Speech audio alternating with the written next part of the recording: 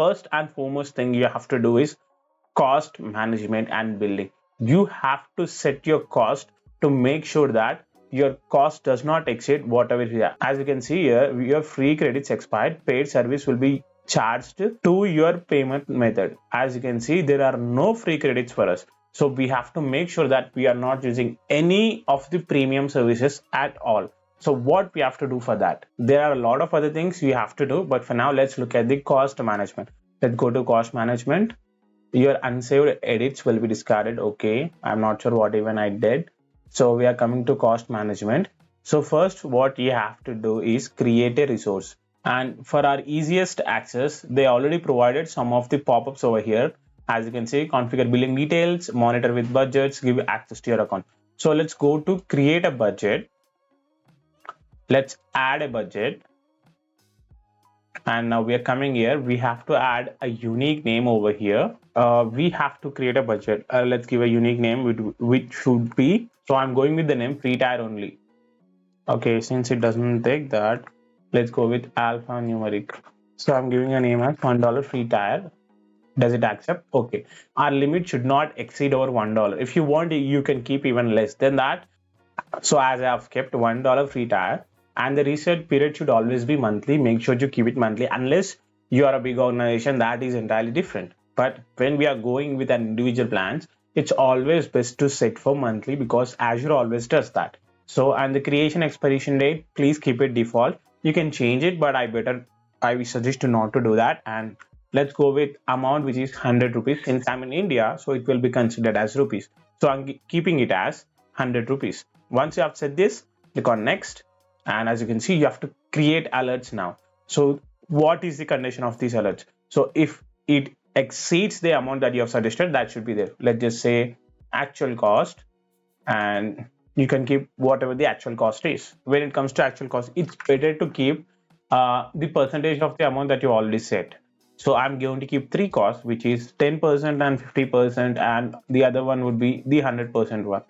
So I'm keeping all of the actual cost as 100%. And yeah, that's all. Only these should be required, because it's 10%, 50%, and 100% of your budget. If it exceeds that, then that should be there. And here at the recipient's email, it's better for you to keep your own Gmail account, or the account that you'll mostly use. That should be kept here. Like, you always check in, you always check all the mails that you got. That should be kept here. Like, if you can see, this is my Hotmail account. I never use it mostly. So it's better not to keep that. I'd rather keep my personal account here. Unique email address is required. Okay, for some reason it's not taking my account, so I will keep my Hotmail account only. So for some reason it's not taking my Gmail account, so I have kept as my personal account only. Let me try again.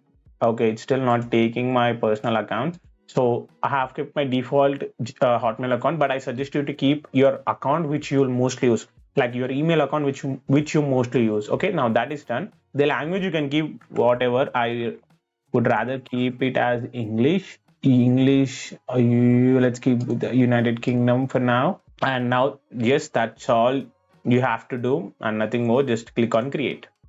So it will validate your alerts and the cost budget that you have set, and that's all you have to do. So this is how you have to create your alert, so that when you use Azure services, it will not exceed the amount that you already set, and you can keep it as I thought it is calculated in dollars. So the budget, for your quick understanding, I have created the budget. Now the budget is showing me as $100. I thought it would be in rupees, but it is not. That means I have to again go and change it. So let me click on this, and let me click on edit budget and come down. Let me just take away this budget, click on next, and yes, all the same, keep all this same, and the mail also we can change it later on. Click on save.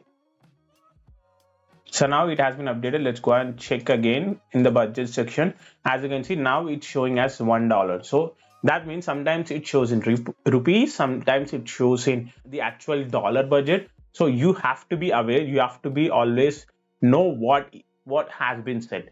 Okay, there are a lot of other things you have to do, like you can create some resources, and there are a lot of other things that you can do to keep restrictions on your Azure accounts, which will not let you build your Azure account. So look out for that video, and I'll put all the necessary videos in the description also. and also in the cards over here, so that you can actually understand how to do all these things. Right now, my goal is to explain all these Azure services to each and every one of you and hit that 1,000 subscribers too, along with watch time, of course, because if I can get monetization from whatever videos I'm making, I can put that amount to these videos only and make much better content. That's what I'm thinking. So please subscribe and share this content with your friends and anyone who needs it. And I'll see you guys next time. Until then.